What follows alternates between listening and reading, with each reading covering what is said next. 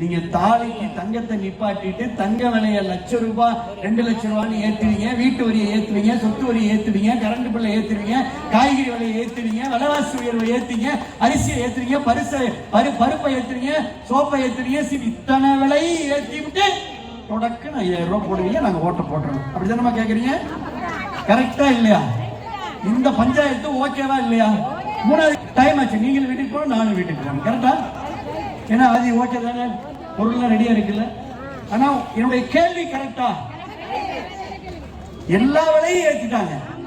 ₹300 EB கட்டினது இன்னைக்கு ₹1000 ஆயிடுச்சு. சொத்து வரி ஏறிடுச்சு, குடித நீர் வரி ஏறிடுச்சு, வாடகை கட்டணம் ஏறிடுச்சு, பால் விலை ஏறிடுச்சு, அரிசி விலை ஏறிடுச்சு, தங்க விலை எட்டாத உயரத்துக்கு ஏறிடுச்சு. ஏறிச்சா இல்லையா? ₹5,000 தொடக்க கொடுப்பீங்க. எப்படி இந்த ₹5,000 உங்களை சமாளிக்கிறதுக்கு? நம்ம சமாளிக்க முடியுமா நம்மள? அப்ப நம்ம ஓட்டு எடப்பாடி அறிவித்த ₹10,000 நச்சுன்னு வந்துரும்.